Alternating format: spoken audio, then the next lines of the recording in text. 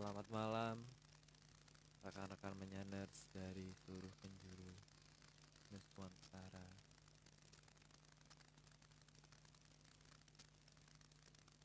Selamat bergabung di episode ke-80.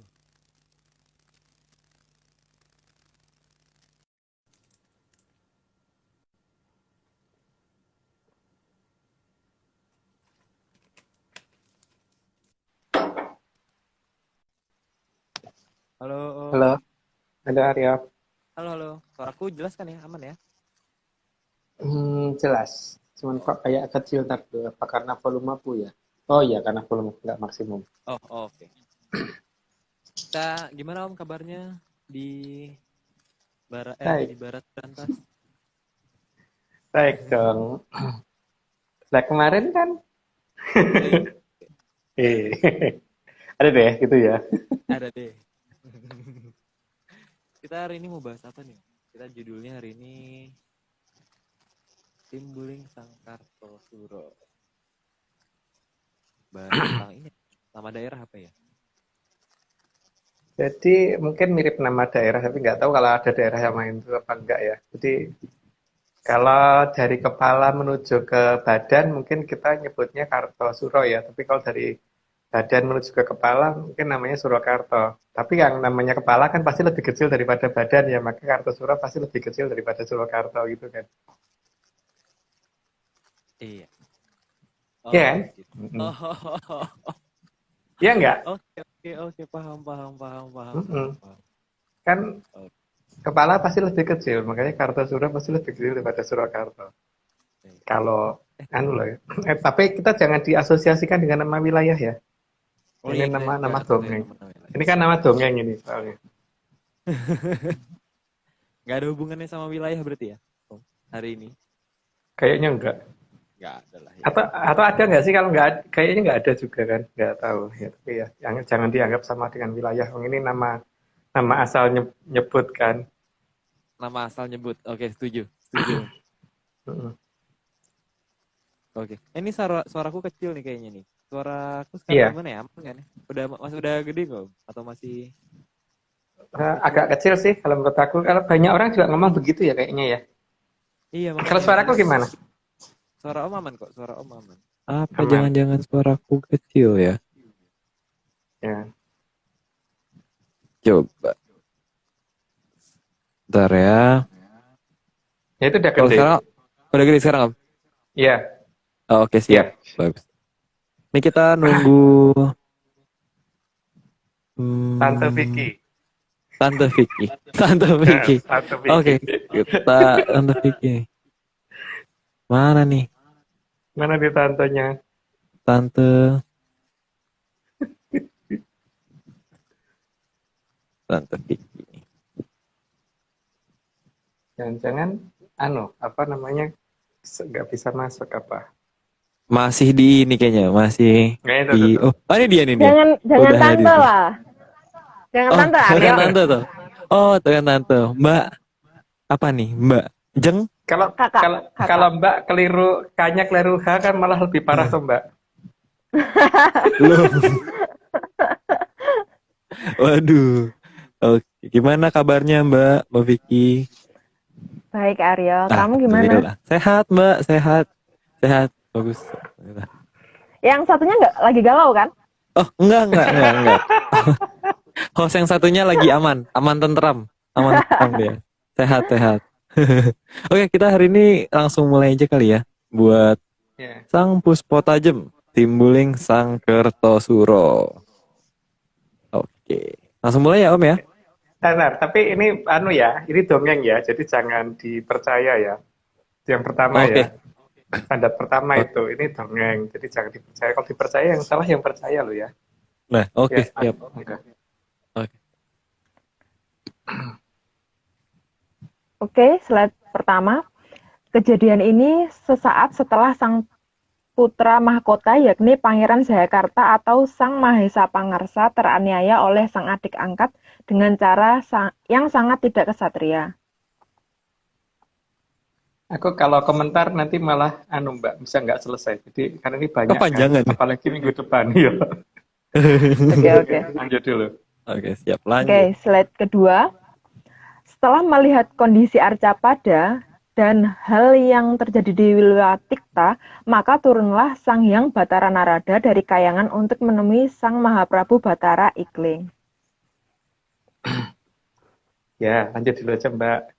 Kemudian tak Oke, bablas gue. Jadi yang capek yang karena baca. banyak. Semangat Mbak. Oke, slide ketiga. Sang Mahaprabu Sri Batara Ikling yang pada saat itu sedang sedih lalu menutupi dirinya agar tidak terlihat.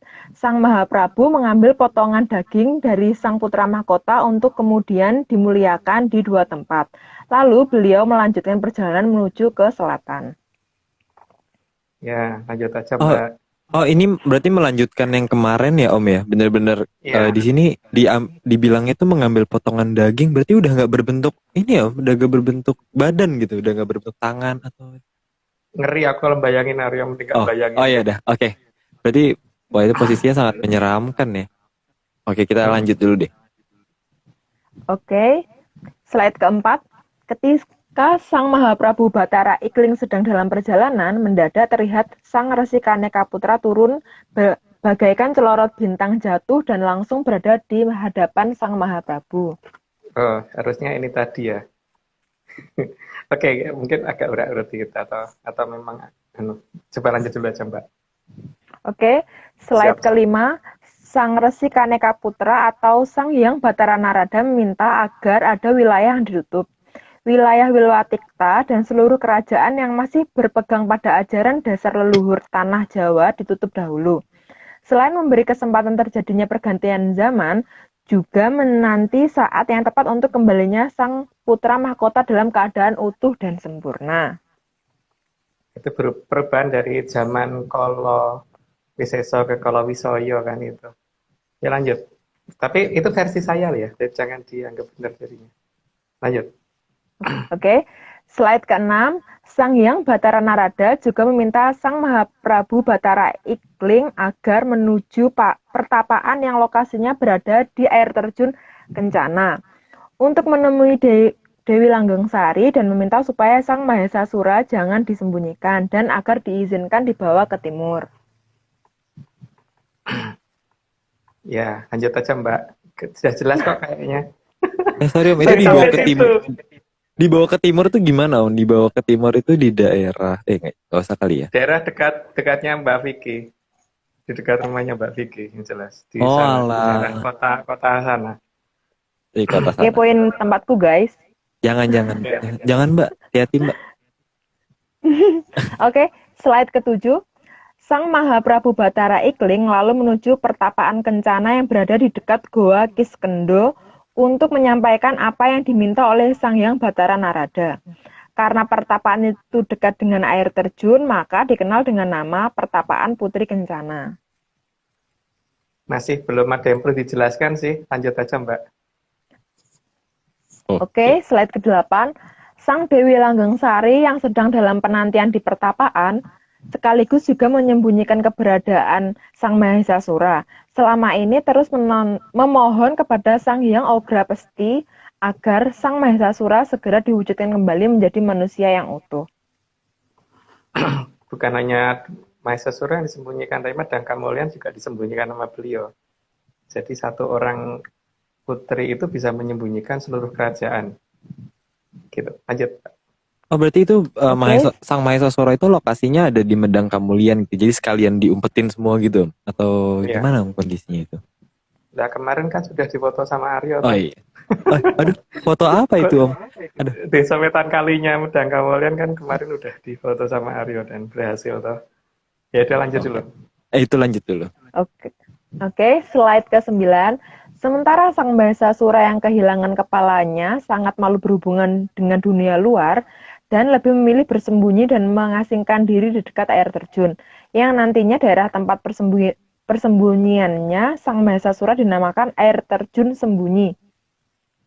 Dari namanya aja udah kelihatan ya, tapi kan itu cerita kita ya. Jadi kalau dibandingkan dengan kenyataan ya mungkin nggak sama. Tapi itu cerita saya gitu. Lanjut Mbak. Oke, slide ke-10. Sementara itu, Sang Hyang Bathari Maharani yang mendengar keluhan dari Sang Dewi Langgengsari akhirnya turun dari kayangan dan menuju ke air terjun yang dinamakan air terjun Bidadari.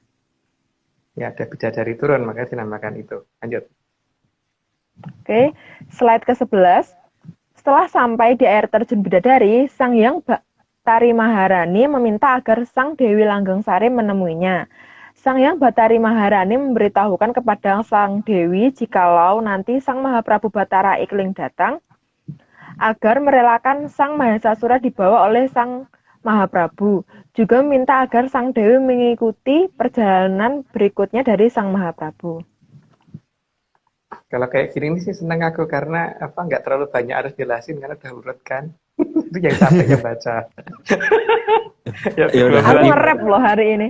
Pokoknya aku maksa Om Agung buat cerita pokoknya. Berarti ini Om, berarti Sang Hyang Bathari Maharani. Sang Dewi Langgengsarinya ini dia menunggu dari zaman Kolo Roaboro. Roboro. Kalau Roboro, Ya.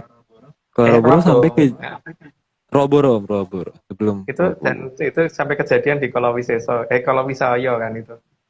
kalau Zaman Wisaya itu kalau Wisaya itu zamannya Majapahit ya. Pilotik toh. nggak tahu Oh, aku. nggak tahu. Oh, waduh. Oke.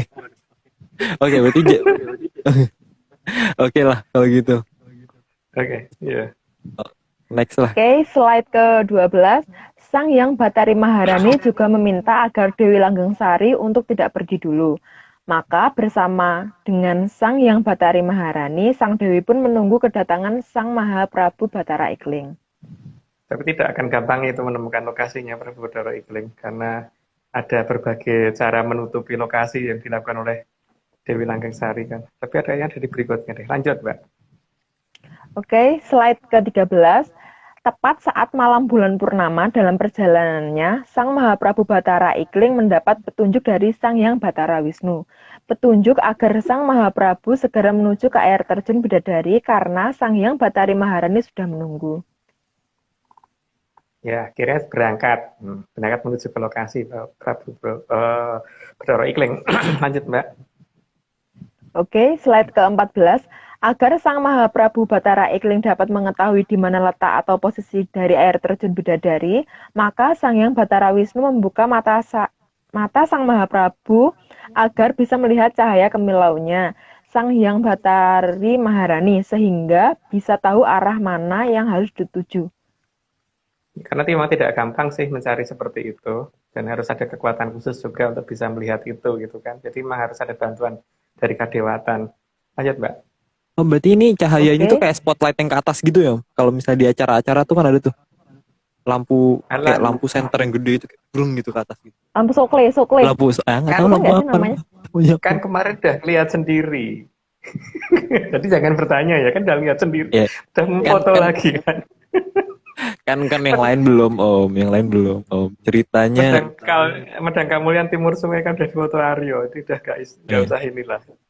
Udah Oke, ngerti siap. sendiri, jadi jangan dipertanyakan. Yuk. Oke, siap. Slide ke-15, dengan susah payah, akhirnya Sang Mahaprabu Bathara Ikling berhasil sampai di air terjun Bidadari. Tapi sesampainya di sana, Sang Mahaprabu tidak bisa melihat siapapun yang berada di sana. Ya karena nggak bisa, karena ditutupi PRJ Kemayannya Dewi Langgengsari, jadi nggak akan bisa dilihat dengan gampang. Jadi harus pakai cara khusus untuk melihatnya gitu. Lanjut, Mbak. Oh, oke. Slide ke-16, Sang Mahaprabu Bathara Ikling memilih diam dan berusaha menyesuaikan diri dengan alam yang ada di sana. Sehingga tanpa disadari, Sang Mahaprabu bisa melihat sisi tersembunyi dari air terjun Bidadari yang tidak bisa dilihat oleh manusia biasa. Ada air terjun decoy dan air terjun yang sebenarnya kan. Ya, yang sebenarnya itu memang susah dilihat. Dan sangat dimaklumi kalau tidak terlihat. Lanjut, Mbak. Oke, slide ke-17, gemerlap cahaya dari pancaran kilaunya Sang Hyang Bathari Maharani dan Dewi Langgengsari akhirnya mulai terlihat di hadapan Sang Mahaprabu. Dari kilauan cahaya sampai akhirnya berubah menjadi dua wujud yang tepat berdiri di depan Sang Mahaprabu Bathara Ikling. Pelan-pelan, Mbak. Ya. Karena 99 Aryo. Oh iya benar juga. Minum dulu. Ya minggu depan lebih parah Mbak, lebih banyak lagi minggu depan. Ini lagi dapat tsunami sih datanya. Oh, tobat, Lanjut. tobat. Ya lanjut Mbak. Oke, Kira kalau dijelasin slide nanti. ke-18. Di hadapan kuatnya sinar dari Sang Hyang Batari Maharani, Sang Mahaprabu Batara Ikling memohon agar diizinkan membawa badan dari Sang Mahesasura untuk disatukan dengan kepala putranya di Keraton Selatan. Ini kalau pengalamannya Aryo waktu melihat ya, jadi bukan pengalaman saya loh ya, pengalamannya Aryo itu kan yang kelihatan tuh biasa sinar putih dulu, mengkilat gitu, terus kemudian di tengahnya tiba-tiba ada titik hitam gitu, terus membesar jadi wujud yang dihadap gitu kan, ya kan Aryo gitu kan, jadi ya, oke gitu. Jadi proses Kurang beliau lebih. melihat juga seperti itu. Lanjut. Oke, siap. Oke, slide ke-19. Tadinya Sang Dewi Langgengsari berkeberatan dan tidak bersedia karena sangat memahami bahwa Sang Mahesasura pasti tidak akan mau. Sang Mahesasura sangat malu bertemu manusia sebab dirinya sudah tidak mempunyai kepala. Ya siapapun ya, kalau posisinya seperti itu pasti akan malu lah. Itu bisa dimaklumi. Oke lanjut Mbak. Slide ke-20. Namun karena diberi pengertian oleh Sang Hyang Batari Maharani, maka Sang Dewi Langgengsari akhirnya mau merayu dan membujuk serta memberi pengertian kepada Sang Mahesasura agar mau mengikuti apa yang diinginkan oleh Sang Mahaprabu Batara Ikling. Karena memang sudah petunjuk dari kadewatan harus begitu, makanya beliau akhirnya mau mengikuti itu gitu. Lanjut dulu aja. Oke. Slide ke-21, Sang Dewi Langgengsari kemudian menutupi Sang Mahesasura agar tidak terlihat oleh Sang Mahaprabu. Maka Sang Mahesasura pun tidak terlihat selama perjalanan menuju ke Keraton Selatan. Ya ditutupinya terus-terusan. Kuat banget sih yang nutupin soalnya. Lanjut Mbak. Oke. Slide Minum dulu, Mbak. ke-22 Udah. Nanti minum lagi. Slide ke-22 perjalanan pun dimulai menuju arah tenggara. Menuju tempat di mana kepala Sang Putra Mahkota dibawa oleh Sang Dewi Laksanasari. Ya mau dipertemukan di sana ya. Yang jelas arahnya timur selatan dan cukup jauh. Gitu. Lanjut. Oke, slide ke-23, tempat di mana Sang Dewi Laksanasari atau Dewi Tunjung Sari sedang menuju dinamakan daerah Kasihan. Karena di sana tempat Sang Dewi memangku kepala Sang Putra Mahkota dan selalu menangis mengharapkan agar badan Sang Putra Mahkota bisa dikembalikan seperti semula. Ya kira-kira itu di daerah mana saya juga nggak ngerti ya. Yang jelas itu daerahnya ke sebelah timur selatan dari lokasi awal. Lanjut Mbak. Oke, slide ke-24. Dalam kondisi yang sangat menyedihkan, Sang Hyang Batara Indra datang. Beliau menjelaskan bahwa Sang Mahaprabu Batara Ikling sudah dalam perjalanan menuju ke daerah Kasihan. Ya, jadi tinggal menunggu. Jadi karena Dewi Tunjung Sari itu kan putra dari seorang Mahaprabu yang ketitisan Bathara Indra, maka Bathara Indra yang langsung memberitahu. Kalau tidak, Bathara Indra mungkin nggak akan didengar oleh beliau. Lanjut, Mbak. Oh, berarti kayak Oke. menganggap sebagai orang tuanya sendiri gitu ya, kalau Bathara Indra yang datang mungkin ya. Iya, iya. Lanjut, Mbak. Oke, slide ke-25. Setelah sampai di daerah Kasihan, maka Sang Mahaprabu Batara Ikling bersama Dewi Langgengsari meminta pindah lokasi agar nuansa kesedihan jangan tercampur saat penyatuan kepala Sang Putra Mahkota dengan badan Sang Mahesasura. Ya, jadi ya begitulah. Lanjut aja, Mbak. Biarpun hanya tinggal kepala, wajah Sang Putra Mahkota sangatlah cakap dan selalu coba dihibur atau dilipur semangatnya oleh Sang Dewi Tunjung Sari. Terama sangat cakap itu biasa dibahasakan dengan istilah Bambang. Maka dalam pewayangan sering ada lakon Bambangan atau para satria yang sangat cakap parasnya. Dari kejadian Sang Dewi Tunjung Sari melipur Sang Bambang, inilah ada wilayah yang bernama Bambang Dilipur. Ya entah Bambang Dilipur apa Bambang Lipuro atau apa gitu ya, saya kurang paham itu. Ada nggak nama itu? Moga-moga ada ya, tapi ya nggak tahu. Oke, lanjut, Mbak. Oke. Slide. Are mau pamer wayang? Udah Mbak, nggak apa-apa. Lanjut dulu Oke. aja. Slide ke-27, daerah lokasi yang baru tersebut kemudian dijadikan pertapaan oleh Sang Mahaprabu Batara Ikling bersama kedua dewi. Dan tempat itu ditandai dengan adanya 2 buah patung yoni di dekat gua pertapaan tersebut. Ya, karena ada 2 putri kan yang datang, sehingga ada 2 pertanda yoni itu untuk menunjukkan ada bekas bahwa mereka pernah berada di situ. Dan dari duanya ada perbedaan jenis karena yang satu model dari Medang Kamulyan dan satunya model dari Kerajaan Welwotekto. Lanjut, Mbak. Oke. Slide ke-28, upaya untuk menyatukan atau menyambung 2 wujud dari Sang Mahesasura dan Sang Putra Mahkota ini yang kemudian ditandai dengan penamaan daerah Sambungan. Bukan Sembungan ya, Mas? Sembungan harusnya. Sembungan. Tapi mungkin bacanya ada yang bacanya sambungan gitu kali. Tapi memang artinya sembungan dan sambungan kan sama. Iya kan? Iya sih. Sembungan kan dalam bahasa Jawa. Kalau sambungan kan dalam bahasa yang lain itu yang kita. Yang dulu kalau ulangan aku selalu dapat jelek tuh kalau pakai bahasa yang itu. Karena susah banget. Bukan sembungan yang Kulon Progo kan, Mas? Ya pokoknya dekat masih di timurnya lagi lah Mbak harusnya. Semangat Mbak mancingnya. Oh. Slide ke-29, Sang Hyang Batara Wisnu turun dari kayangan dan kemudian hadir di hadapan Sang Mahaprabu Batara Ikling. Beliau mengizinkan untuk membawa Sang Mahesasura dan Sang Putra Mahkota yang coba disatukan di Keraton Selatan. Oleh Sang Hyang Batara Wisnu juga meminta agar semua bersiap di daerah selatan karena akan dijemput oleh Sang Nogosari. Nogosari itu Nogo yang kalau dalam bahasa orang kayak saya ya, mungkin kalau orang lain nggak ngerti namanya kan kadang-kadang dinamakan olor karena wujudnya naga yang warnanya hitam yang dinamakan olor gitu.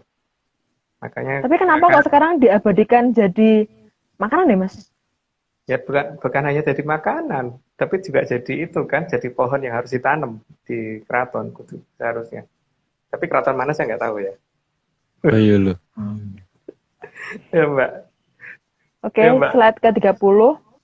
Sementara itu di Keraton Atlantis, Sang Nogosari diutus oleh Sang Dewi Angin-Angin untuk menuju daratan Jawa untuk menjemput rombongan Sang Mahaprabu Batara Ikling. Ya, segera diperintahkan ke sana untuk jemput karena sudah ditunggu. Dan nanti ada masalah dengan Nimas Angin-Angin ini tidak kita jelaskan ya kenapa nanti ikut sesuatu di slide belakang karena ada hal yang tidak mungkin kita jelaskan di kondisi online gitu. Nanti tapi nanti kenapa pasti akan merasa ada cerita yang lompat gitu kan. Yang lompat itu memang soalnya unpublished bagi kita gitu.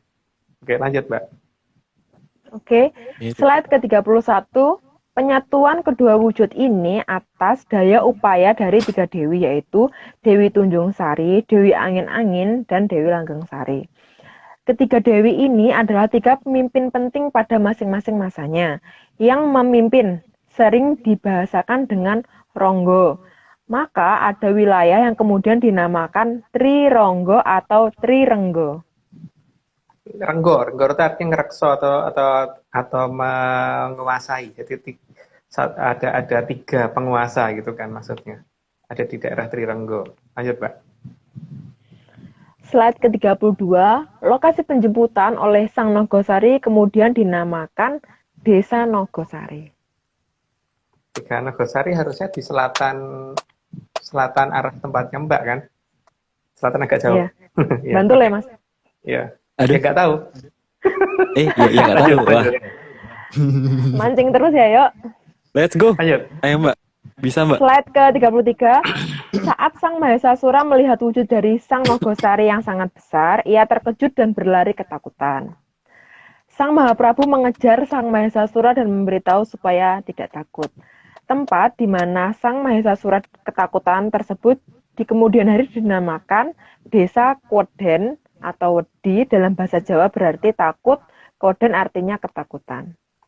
Ini karena ketika beliau mau disatukan kan berarti kekuatan beliau harus dilepas dulu, dititipkan ke Dewi Langgeng Sari semua sehingga dia tidak mempunyai kesaktian lagi sehingga dia juga khawatir kalau ketemu sesuatu yang bisa membahayakan dia maka milih kabur.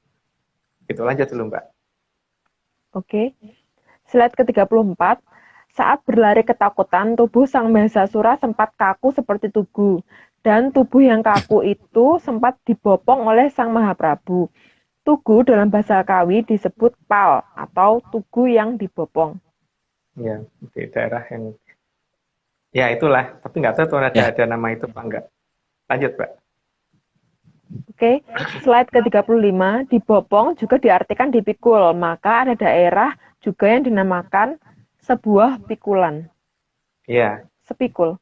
sepikul, iya, sebuah pikulan atau sepikul. Lanjut Mbak. Oke, slide ke-36, setelah Sang Mahaprabu Batara Ikling berhasil memberitahu Sang Mahesasura, di saat yang bersamaan turunlah Sang Hyang Wening Sabdodadi. Sang Hyang Wening ikut memberi penjelasan kepada Sang Mahesasura agar bersedia kembali dan bertemu dengan Sang Nogosari. Ya diberitahu langsung sama Sang Hyang Wening dan diberi dan dijamin bahwa tidak akan diapa-apakan oleh si Nogosari itu. Sehingga akhirnya beliau mau kembali. Lanjut Mbak. Oke, slide ke-37, Sang Hyang Wening juga memberitahukan kepada Sang Mahaprabu Batara Ikling agar supaya semua rencana ke depan bisa berjalan. Maka dimintalah Sang Mahaprabu untuk berubah ke alam Kajiman dan menjadi pamong di generasi berikutnya, serta memohon agar Sang Hyang Batara Ismaya bisa bersatu dengan Sang Mahaprabu Batara Ikling. Ya, makanya beliau nanti akan jadi pamongnya. Jadi pamongnya supaya apa yang terjadi di masa depan itu benar-benar terencana dan tidak meleset lagi gitu. Lanjut, Pak. Oke, slide ke-38, sesaat sebelum pergi ke Keraton Selatan, sempat berkecamuk perasaan dari Sang Mahaprabu Batara Ikling. Bergemetarnya atau gemertak atau gemeretek atau kemeretek dari semua perasaan atas kejadian dan kondisi saat itu. Bercampur antara marah dan sedih yang kemudian mengakibatkan terjadinya gempa di sana. Wilayah yang terkena gempa itu kemudian dinamakan Keretek. Ya. Kretek. Ya, Kak. kertek. Itu kalau entah disebut kretek atau kretek ya nggak tahu ya. Yang jelas itu kretek gitu loh, Mbak. Itu katanya.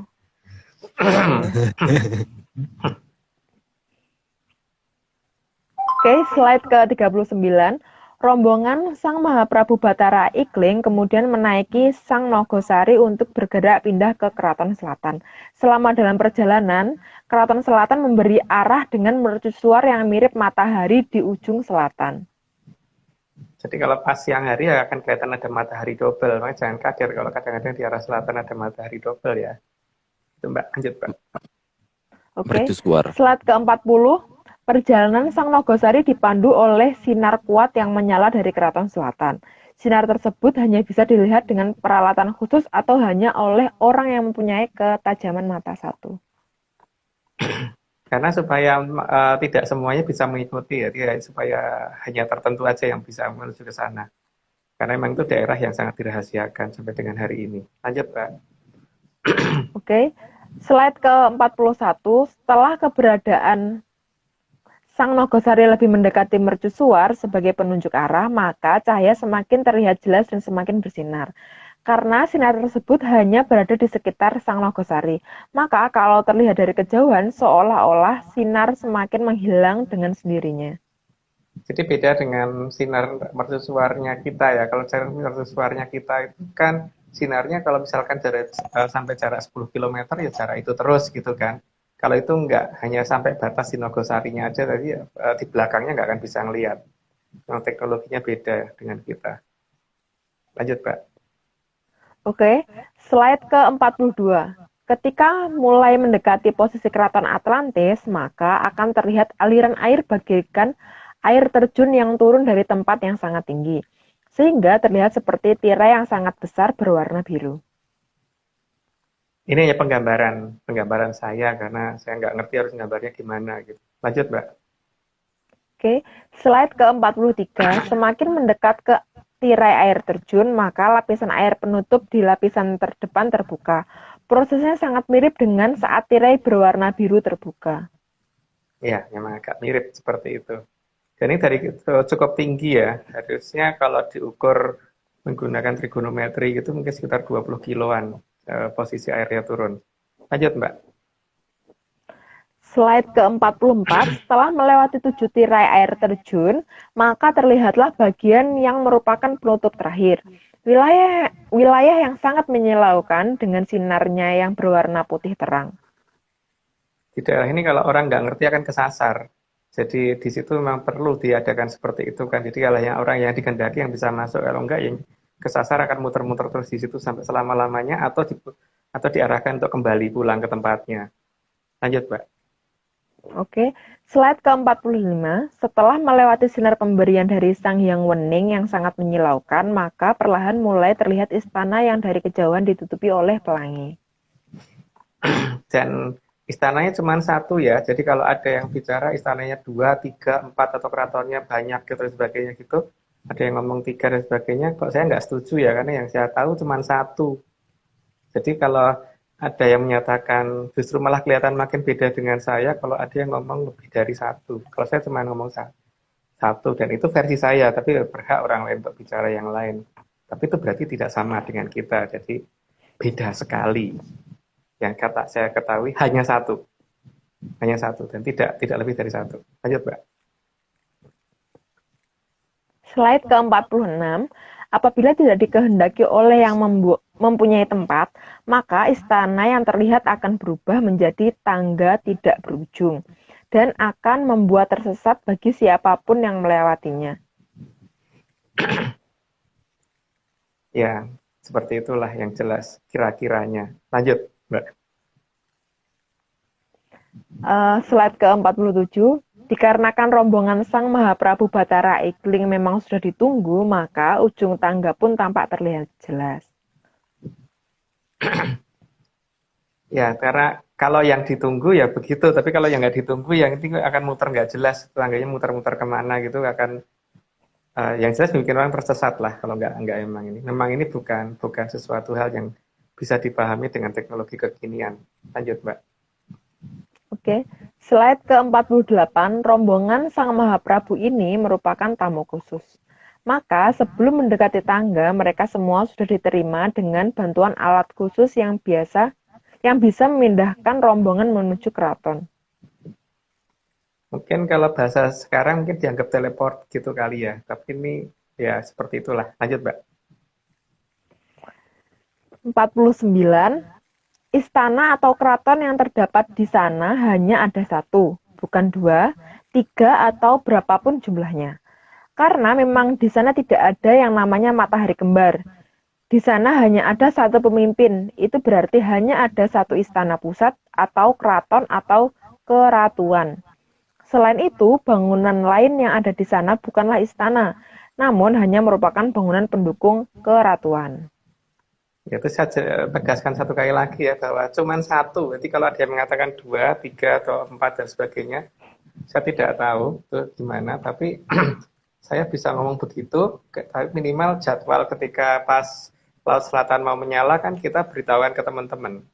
Jadi seharusnya kalau bisa ngomong di sana ada banyak istana, harusnya bisa, kalau yang benar-benar kenal harusnya ngerti jadwal di sana harusnya bagaimana ya, kapan sana akan membuka dan menyalakan itunya harusnya tahu. Tapi kalau enggak ya saya nggak ngerti deh. Kalau saya dapat jadwal itu dan kenyataannya teman-teman yang berangkat semuanya melihat semua gitu kan. Lanjut, Pak. Oke, slide ke-50. Rombongan langsung diterima oleh Sang Maharatu Angin-Angin.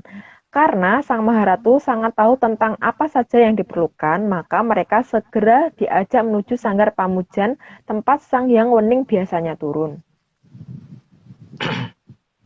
Di dalam keraton, dan keratonnya cuma satu ya. Ya, itu ada di dalam bagian dari keraton, di bagian sanggar Pamujan, dan keratonnya cuma satu. Sekali lagi cuma satu. Itu versi saya. Jadi kalau ada yang ngomong lebih dari satu, itu bukan saya dan tidak sama dengan saya. Dan seharusnya mereka yang ngomong gitu juga harus teri jadwal dong, Aryo ya. Kapan sih karena sana akan menyala pada saat malam hari itu, kapan, tanggal berapa? Kalau kita dulu kan ngasih tanggal 19 Juli kan beneran menyala. Di pemberitahuan kan dari 1 bulan sebelumnya kan. Dan tidak mendadak loh, pemberitahuan itu 1 bulan sebelumnya. Lanjut Mbak. Oke, slide ke-51. Sesampainya di Sanggar Pamujan, Sang Dewi Langgeng Sari melepas aji Sengoro Macan dan berhasil mengubah tubuh Sang Mahesasura yang dulunya hanya sebagian berwujud manusia menjadi benar-benar utuh sempurna layaknya manusia. Peristiwa itu diabadikan menjadi sebuah bentuk gunungan sebagai tanda akan kembalinya Sang Mahesasura dan Sang Pangeran Mahesa Pangarsa. Namun, penyatuan badan dan kepala tersebut masih membutuhkan proses lebih lanjut dan belum bisa dikatakan selesai. Ya, karena masih belum sempurna. Ini dilanjut dulu aja, Mbak, karena keterangannya ada di bawahnya daripada kebablasan saya, Mbak. Oke, slide ke-52, penyatuan kepala Sang Mahesa Pangarsa dan badan dari Sang Mahesasura dilakukan oleh para ahli yang ada di Keraton Atlantis secara cermat. Memang teknologinya nyampe untuk seperti itu ya, tapi ternyata juga masih ada kekurangannya gitu. Nah, kekurangannya apa? Ntar di belakangnya. Oh, lanjut, Mbak. Di bawahnya. Oke, slide ke-53. Upaya penyambungan berjalan lancar, terbukti dengan makin samarnya bekas sambungan dan makin hilangnya bekas jahitan, sehingga tampak sangat sempurna. Seolah-olah sangat sempurna. Lanjut, Mbak. Slide ke-54. Meskipun tubuh sudah berhasil disatukan, namun di dalamnya tetap ada dua jiwa yang berbeda, sehingga masih terlihat seperti berkepribadian ganda. Ya, bukan hanya itu ya, tapi masih... Oh, lanjut dulu. Di bawahnya ada lagi soalnya. Tak bicara ini. Slide ke-55.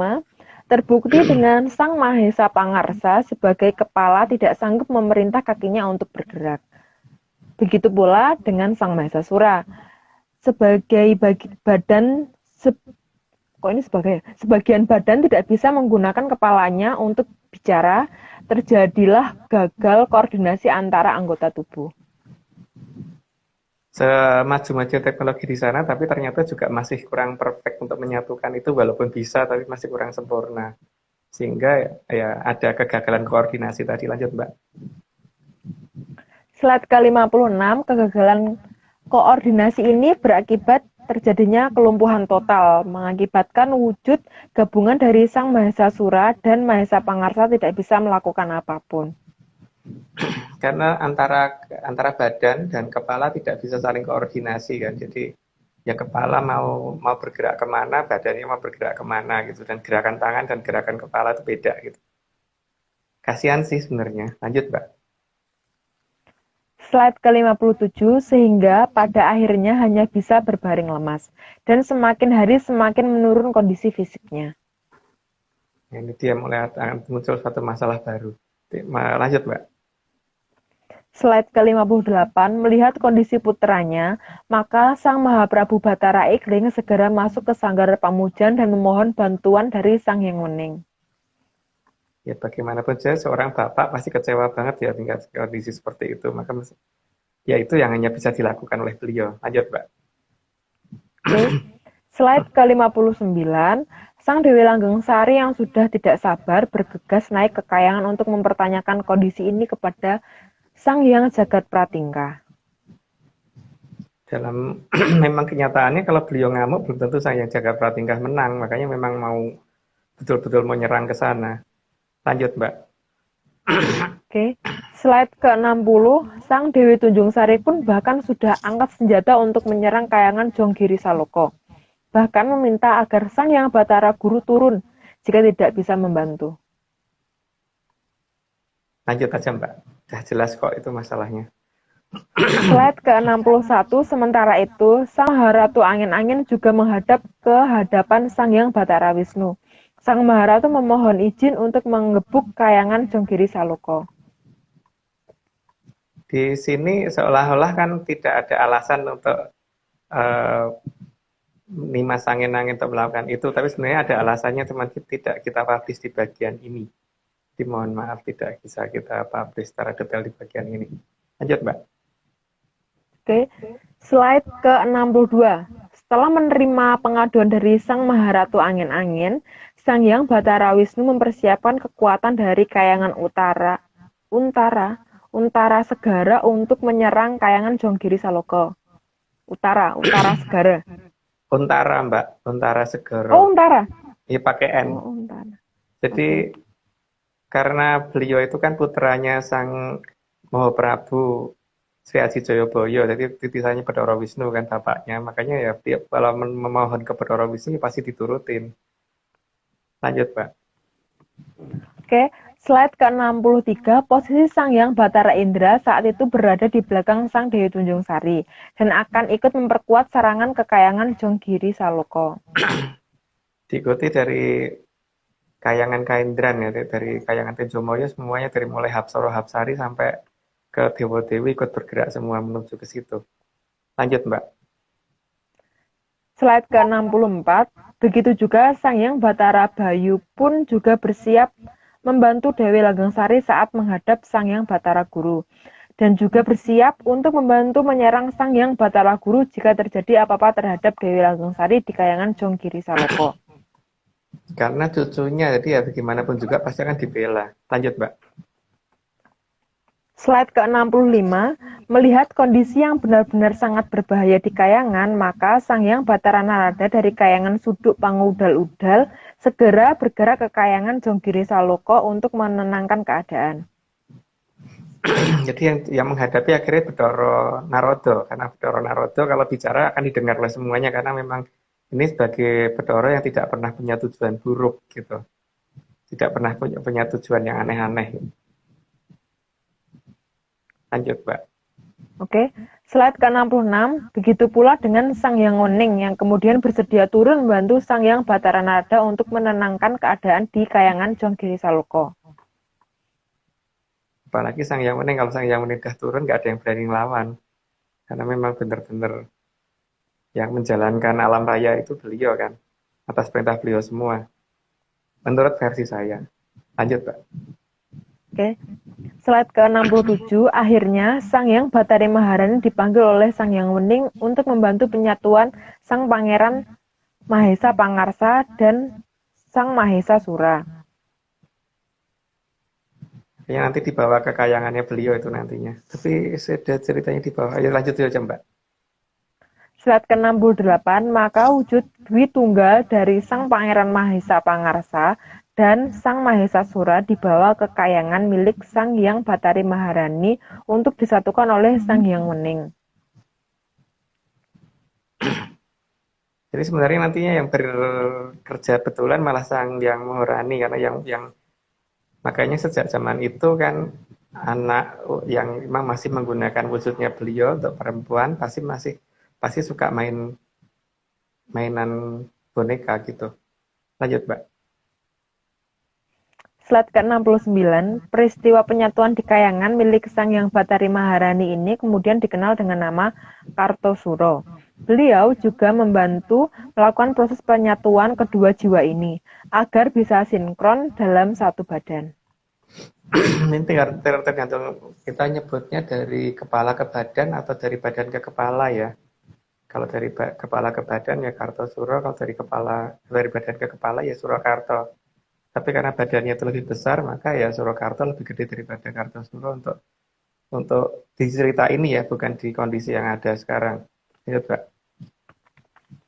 Slide ke-70, sembari menanti penjemputan Sang Hyang Bathari Maharani, Sang Kartasura kemudian berpamitan kepada kedua Maharatu yang mengantarnya ke Keraton Selatan, juga berpamitan kepada Sang Mahaprabu Bathara Ikling.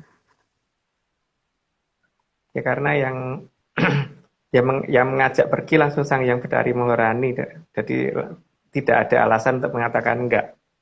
Karena pasti bisa kalau beliau yang melakukan tugas itu. Lanjut, Mbak. Slide ke-71, pada saat akan meninggalkan Arcapada ada beberapa janji yang dibuat. Bahkan, kedua Maharatu akan menunggu dan akan memberikan beberapa pertanda sebagai pengingat jika Sang Kartasura kembali. Hal tersebut dilakukan karena jika tiba saatnya nanti Sang Kartasura kembali, dia akan terlahir kembali dalam wujud bayi, sehingga semua memori masa lalu akan terhapus. Dihapusnya memori itu supaya tidak ada dendam kan sebenarnya oleh Sang Hyang Wening. Jadi supaya semuanya berlangsung seperti seolah-olah biasa gitu. Jadi supaya tidak ada hal-hal yang ingatan-ingatan yang mengerikan dan sebagainya supaya hilang semua. Lanjut, Mbak. Oke. Slide ke-72, atas kesepakatan bersama, proses pengembalian ingatan nantinya akan disampaikan secara bertahap dengan menggunakan gending sekar kaindran. Dikatakan gending sekar kaindran karena kebanyakan yang membuat adalah Dewi Tunjung Sari yang merupakan cucu dari Sang Hyang Bathara Indra. Jadi karena yang paling pinter dalam menyusun kata-kata itu. Lanjut, Mbak. Dalam segala bahasa Oke. ya. Jadi bukan hanya dalam satu bahasa. Lanjut, Mbak. Slide ke-73, mayoritas penggunaan sandi dalam gending sekar kaindran disepakati akan didatangkan dari mancanagari, apa sih tulisannya.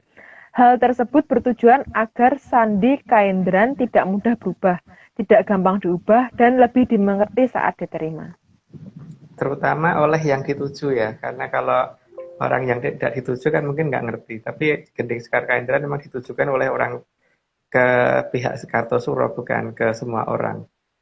Lanjut, Mbak. Slide ke-74, sementara itu Sang Mahaprabu Bathara Ikling diminta agar menjadi pamomong utama dan akan diikuti oleh Sang Hyang Bathara Ismaya agar semua rencana bisa berjalan dengan benar. Bathara Ismaya harus turun dalam masalah ini karena kalau Bathara Ismaya tidak turun maka gangguan akan banyak. Sehingga beliau pasti melakukan itu ya, karena apalagi yang dibantu kan seseorang yang sudah punya pengorbanan yang sangat besar. Lanjut, Mbak. Slide ke-75, Sang Hyang Bathara Ismaya sepakat menggunakan wujud Sang Mahaprabu Bathara Ikling supaya tidak dikenali oleh mayoritas orang dan agar tidak disalahgunakan oleh yang mengaku-ngaku tahu siapa sebenarnya Ki Lurah Semar nantinya. Makanya beda banget wujudnya. Tidak seperti yang diduga orang banyak. Lanjut, Mbak. Oke, slide ke-76. Kelak saat Sang Kartosuro datang kembali, Sang Hyang Bathara Ismaya akan datang membantu dalam memahami sandi sekar kaindran secara bertahap. Jadi tidak langsung dari kecil diberitahu, tidak. Jadi setelah agak gede diberitahu pun itu pun nggak langsung ya, bertahap sampai dimengerti semuanya. Lanjut, Mbak. Slide ke-77, sebelum Sang Kartosuro pergi, Sang Mahaprabu Bathara Ikling juga memberitahukan bahwa besok beliau akan mengikuti perjalanan dari sebelum Sang Kartosuro lahir. Setelah itu, Sang Mahaprabu moksa, masuk ke alam kelanggengan menuju kayangan alang-alang kumitir untuk menghadap kepada Sang Hyang Bathari Kanestren, meminta izin agar bisa ketempatan Sang Hyang Bathara Ismaya. Karena Bathara Ismaya hanya tunduk kepada Bathari Kanastren. Jadi ketika ada perintah untuk supaya bisa ketempatan Bathara Ismaya, ya berarti minta izinnya berarti ke Bathari Kanastren. Itu yang dilakukan dan sudah tepat menurut saya loh, yang dilakukan Prabu Bathara Ikling. Lanjut, Mbak. Slide ke-78, Wahyu Sang Hyang Cakraningrat yang pada waktu itu juga ikut datang menjemput, turut serta menemui Sang Maharatu Angin-Angin, karena beliaulah yang nanti pada akhir zaman Kolobendu juga akan bergabung dengan Sang Kartosuro. Maka kalau tadinya Tritunggal nanti akan menjadi Tritunggal di situ. Lanjut, Mbak. Slide ke-79, setelah semua selesai direncanakan dan dijadwal dengan sangat terperinci dan detail, maka Sang Hyang Bathari Maharani segera berangkat bersama Sang Kartosuro dan Wahyu Sang Hyang Cakraningrat. Jadi akhirnya yang disatukan bukan 2 orang lagi, tapi 3 ya di sini. Makanya ada nama Adiningrat nanti di belakangnya. Kita lanjut, Mbak. Oke. Slide ke-80, Sang Hyang Bathari Maharani kemudian menyelesaikan tugasnya jauh sebelum sampai di zaman Kolobendu tiba. Terlalu cepat sih memang kalau yang mengerjakan seorang Bathari yang cukup tinggi tatarannya, sehingga ya semuanya bisa dikerjakan dalam waktu yang sangat pendek dan tidak selama itu. Lanjut, Mbak. Oke. Slide ke-81, tugas yang dilakukan oleh Sang Hyang Bathari Maharani sesuai dengan apa yang diperintahkan oleh Sang Hyang Wening Sabrodadi. dan tugas tersebut diberikan atas izin dari Sang Hyang Ograpesti. Mungkin kalau masalah kapan Sang Hyang Ograpesti itu ikut membantu ada di yang lalu ya, di episode yang lalu. Sehingga bagaimana prosesnya sampai adanya nama pancar dan sebagainya itu. Lanjut, Mbak. Oke. Slide ke-82, Sang Hyang Ograpesti meminta kepada Sang Kartasura agar turun pada saat akan mendekati akhir zaman Kolobendu. Sang Hyang Ograpesti juga mengizinkan Sang Kartasura untuk sesekali menemui ketiga Maharatu di tempat pertapaan yang terkenal dengan nama Pagedongan. Jadi karena cukup lama ya dari zaman Kolowisoyo sampai ke zaman Kolobendu itu kan jauh banget itu. Makanya diizinkan untuk menemuin. Untuk turun sekali-kali turun itu diizinkan.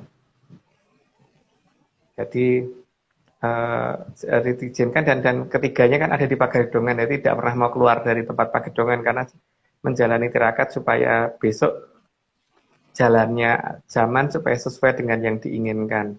Lanjut, Mbak. Slide ke-83, selama berjalannya waktu, Sang Kartosuro dan Wahyu Sang Hyang Cakraningrat pada saat datang menemui diizinkan untuk bisa berubah menjadi 3 wujud, meskipun wujudnya sama. Nanti yang ini akan lebih didetailkan di yang ke-82 ya. Karena kan ada yang bingung itu apa enggak rebutan nantinya. Nanti akan lebih jelas di 82. Jadi bukan di sekarang. Kalau sekarang hanya menjelaskan dulu urutan munculnya Kartosuro, jadi bukan bagaimana supaya mereka nanti nggak rebutan gitu. Lanjut, Mbak. Oke. Slide ke-84, kedatangan mereka bertiga dilambangkan atau disimbolkan dalam Puspita Rinonce. Sekar Puspita Rinonce terdiri dari 3 buah kantil putih di ujung runcian melati dan bunga mawar merah sebagai simbol Sang Hyang Bathari Maharani yang melindungi. Selain yang melindungi juga yang ikat, makanya ada di belakangnya mawar itu ada bentuk ikatan gitu kan. Sehingga beliaulah yang menyatukan dari ketiganya itu. Ada 3 kantil putih yang akan ikut turun. Lanjut, Mbak. Slide ke-85, selama menunggu waktu, maka Sang Kartosuro dan Wahyu Sang Hyang Cakraningrat dijadikan palenggahan dari Sang Hyang Bathari Maharani. Jadi kalau Dampar Kencono dari Sang Hyang Jagat Pratingkah itu kan si Andini, Lembu Andini. Nanti kalau di Sang Hyang Wenang itu kan dari Kanastren. Kalau Sang Hyang Maharani berarti yang ini, Sang Kartosuro Adiningrat itu yang jadi palenggahannya. Lanjut, Mbak. Slide ke-86, dan mulai saat itu Sang Hyang Maharani mempunyai palenggahan. Nggak perlu dijelaskan ya, kayaknya tadi sudah dijelasin. Lanjut, Mbak. Oke. Slide ke-87, sehingga Sang Hyang Bathari Maharani bersama dengan Sang Hyang Bathara Antiga mempunyai palenggahan yang sama di Kayangan. Ya sama, karena kan memang kayangannya sama itu keduanya. Cuma nama kayangannya masih kita rahasiakan dulu ya, nggak tahu nanti diceritakan nggak, semoga nggak. Lanjut, Mbak. Slide ke-88, karena ditunggu oleh 3 Maharatu yang berpakaian keemasan, maka palenggahan dari Sang Hyang Bathari Maharani juga dikenal dengan nama Wahyu Sang Hyang Ero Cokro.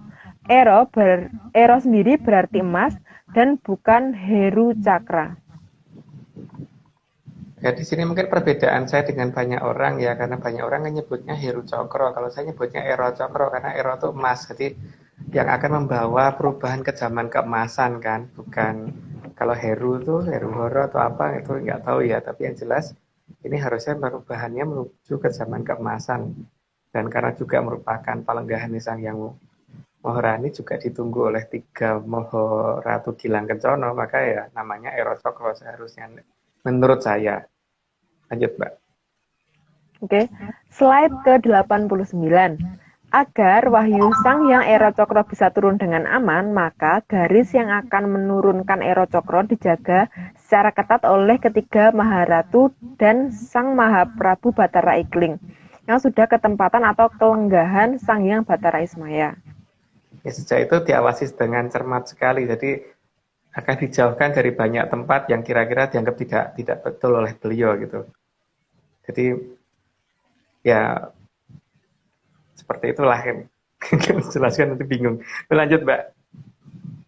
Oke, slide ke-90. Agar jalur keturunan yang dijaga benar-benar akan menurunkan wahyu Sang Hyang Ero Cokro, maka pihak yang dijaga selalu diminta mengadakan larungan. Dan beberapa yang dilarang termasuk yang dilarung termasuk potongan kuku, juga potongan rambut agar bisa diikuti jalur yang akan membawa turun wahyu Sang Hyang Ero Cokro. Jadi mulai saat itu yang akan menurunkan diikuti betul, jadi dijaga betul oleh 3 negara. Jadi makanya larungan pasti ada di 3 tempat biasanya untuk meneliti betul nggak sih ini jalurnya sudah tepat belum gitu jalur yang akan menurunkan itu. Makanya itu yang akan dijaga oleh ketiga negara. Begitu juga oleh Sang Hyang Bedoro Ismoyo yang kemudian berubah menjadi yang nitis ke Prabu Bathara Ikling, tapi bukan di alamnya manusia ya. Lanjut, Mbak. Oke, slide ke-91. Maka Keraton Selatan mensyaratkan larungan kepada Raja Mataram agar mengadakan larungan dengan beberapa syarat seperti yang diminta oleh Sang Maharatu Angin-Angin. Cukup banyak itu, jadi kalau didaftar banyak banget, jadi mungkin bisa banyak sekali kalau diurut tulisannya. Jadi ya ini anggap aja gambarnya cuma sebagai pelengkap gambar aja. Jadi bukan tidak hanya itu gitu loh. Lanjut, Mbak. Oke. Slide ke-92. Larungan juga diadakan di tiga penjuru yang melindungi keraton. Karena dari 3 kerajaan akan melihat jalur genetik dari yang akan menurunkan Sang Ero Cokro. Ini nanti akan dijelaskan lebih lengkap di 81. Ini 80 kan ya, di 81. Di berikutnya, di episode 81. Lanjut, Mbak. Oke, slide ke-93. Sehingga ada 3 kekuatan dari 3 kerajaan besar yang akan melindungi garis yang sebenarnya. Dan pada saat akan mendekati turunnya Sang Wahyu, maka garis keturunan asli akan berada di luar dinasti yang sudah ada saat ini. Hal ini untuk menyembunyikan garis keturunan yang sedang dijaga. Tapi nggak tahu ya, itu kan namanya cerita, jadi boleh salah ya. Dan boleh beda. Lanjut, Mbak. Slide ke-94. Sehingga beberapa orang yang dianggap bisa membantu dan bisa mengingatkan garisnya juga akan dijaga dengan ketat. Ya, lanjut aja, Mbak. Oke. Slide ke-95, tanpa disadari, beberapa garis yang akan membantu datangnya Sang Ero Cokro juga sudah ditata jauh-jauh hari sebelum mereka dilahirkan. Dan pada saat mereka saling bertemu nantinya, akan merasa tidak asing, meskipun sebenarnya belum pernah bertemu. Kalau dalam bahasa sekarang apa ya itu? Deja vu atau apa ya? Yang jelas belum pernah ketemu tapi kayak udah kenal lama gitu. Ya, kayaknya belum pernah. Padahal sama sekali belum pernah ketemu sama sekali, tapi udah kayak mengenal, udah kayak akrab dan ngerti sifat-sifatnya secara detail gitu, Pak. Yang jelas akan ada kondisi itu gitu. Lanjut, Pak. Oke. Slide ke-96. Semua rencana yang sangat panjang itu sudah tertulis dalam jangkanya Sang Mahaprabu Sri Aji Joyoboyo yang merupakan maharaja dari kerajaan Dahanapura. Jadi nama kerajaannya Dahanapura loh kalau saya ya. Jadi bukan kerajaan yang lain gitu. Tapi kalau ada yang ngomong dari kerajaan yang lain, ya monggo aja. Tapi kalau saya nyebutnya tetap Dahanapura. Lanjut, Mbak. Oke, slide ke-97. Sang Mahaprabu Sri Aji Joyoboyo sanggup melihat jauh ke depan karena dituntun oleh Sang Hyang Bathara Wisnu. Dan tentunya sangat mampu karena menggunakan kejernihan mata satu. Makanya di wayang tidak digambarkan bermata 2, di wayang kulit, nantinya 1 di wayang kulit. Tapi yang nggak tahu kalau ada orang yang menganggap mata 1 itu salah. Kalau bagi saya nyatanya wayang kita, ajaran kita matanya 1 kok yang ada di wayang kulit Jawa gitu. Lanjut, Mbak. Oke, slide ke-98. Begitu juga dengan Sang Mahaprabu Bathara Ikling yang telah mengingatkan dalam serat Sastrowulan, sebuah karya sastra yang tercipta dari kejernihan mata satu yang digunakan untuk melihat jauh ke depan. Memang beliau memang semuanya bisa melihat sampai sejauh itu, karena kalau bagi beliau kan memang zaman itu tidak ketutupan. Maka dalam melihat ke depan memang sudah dituliskan dalam sastra yang namanya Sastra Wulan oleh Bathara Ikling. Tapi cuman itu kan sekarang udah hilang sastranya. Ya, tapi syukurlah mungkin beberapa orang udah nemu gitu. Gitu ya. Tapi kalau saya kan cerita ya, jadi jangan dianggap ada. Lanjut, Mbak. Oke. Slide terakhir, finally. 99. Arso kunduripun Sang Hyang Ero Cokro kadya sesotyaning tanah Jawa. Arso nindakaken pikoleheng Gusti Sinengkuyung Tri Gilang Kencana. Maaf ya Mas, bahasa Jawanya buruk. Ya sudah Mbak, yang penting kebaca, dan ini kan yang bagian ini nggak perlu diterjemahkan lagi karena ini kan pernyataan dari kita ke sana bahwa bagian ini sudah kita sampaikan gitu. Itu silakan minum Mbak, 99 lumayan loh. Ngopi Mbak. Tapi yang minggu depan siapa? Karena lebih banyak lagi loh yang minggu depan. Minggu depan, wah kurang tahu. Kita berdoa aja Mbak. Bukan Mbak lagi, ya. 100 berapa Mas besok minggu depan? Paling enggak 120 lebih mungkin. 120-an kira-kira gitu Mbak. Enggak tahu itu yang kok ngasihnya kok makin lama makin nambah. Bingung aku juga, kalau terlalu banyak tuh nanti waktunya gimana juga nggak tahu deh. Ya nambah sampai 2 jam dia. Oh enggak ya? 120 enggak kali, cuman mungkin nambah seperempat jam kali mungkin. Iya. Kata minggu depan nge-rap aja Mas. Rap. Rapper. Iya kan? Yang bisa nge-rap. Ya, gitu. Sudah terbaca semua ya, Aryo? Atau ada lagi? Yes, sudah. Udah sih. Mas, terakhir seperti boleh biasa. Enggak? Mbak. Oh, ada lagi toh. Kalau yang itu sih kan cuma mengingatkan kadang keberadaan Daru Beksi dan sebagainya itu ya seperti yang sudah biasanya. Yang jelas ini udah selesai, jadi sampai jumpa dengan minggu depan. Minggu depan masih sambungan dari ini ya. Jadi masih sambungan dari ini, untuk judulnya nanti dilihat aja di layar karena kita lagi nyari judul yang tepat kira-kira apa. Tapi jumlah slide-nya sekitar 120 dan itu sama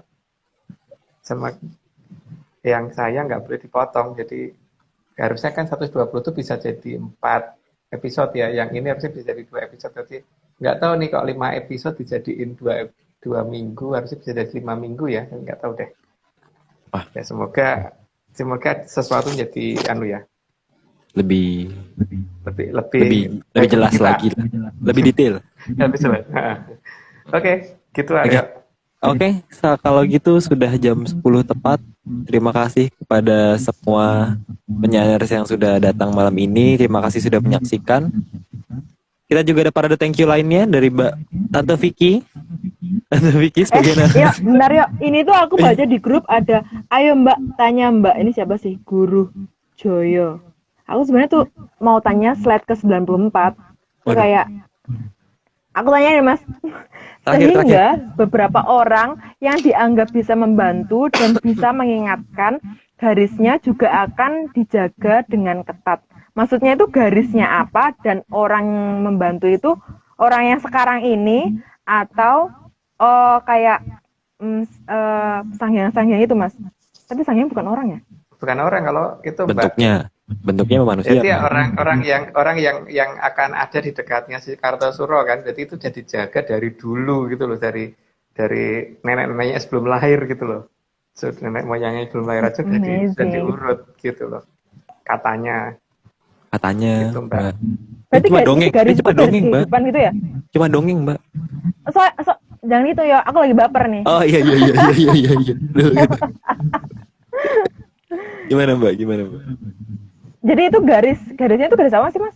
Garis kehidupan atau garis apa? Keturunan toh Mbak, garis keturunan. Maksud garis apa? Aku pikir kehidupannya. Eish. Oke, udah cukup. Oke, Mbak. Oke.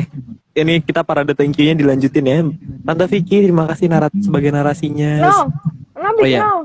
Mbak Vicky. Jangan tante dong. Mbak Vicky, makasih atas narasinya, Iya. Mbak. Minum, jangan lupa, jangan sampai habis suaranya. Oke. Makasih juga kepada senior saya, Om Marius, Bapak Marius, MG, yang hari ini digantikan nama saya karena sedang mengurus yang lain ya. Eyang Marius. Bopo Marius, yang biasanya lagi Simba. lagi nyari ini, nyari ini topi lagi. Emang stok pusoko topinya udah habis kayaknya. Jadi udah mencari lagi. Topi. Iya, udah nyari lagi. Terus juga terima kasih Mas Dani Argi untuk gambarnya ya Mas. Top sekali gambarnya, suka banget sama gambar yang petgarnya. Juga makasih juga Om Iwan, terus juga Mas Radian selama ini yang buat ngechat di teks di kolom komentar. Oke, terima kasih semua menyaners dan juga terima kasih Bopo Agung, sampai lupa Bopo Agung. Terima kasih atas malam ini. Eyang Aryo, makasih juga. Mugi Rahayu. Ya udah. Oke, terima kasih semua menyaners semua. Kita akhiri malam ini. Salam menyan, salam sehat. Sampai jumpa minggu depan. Dadah. Sampai jumpa.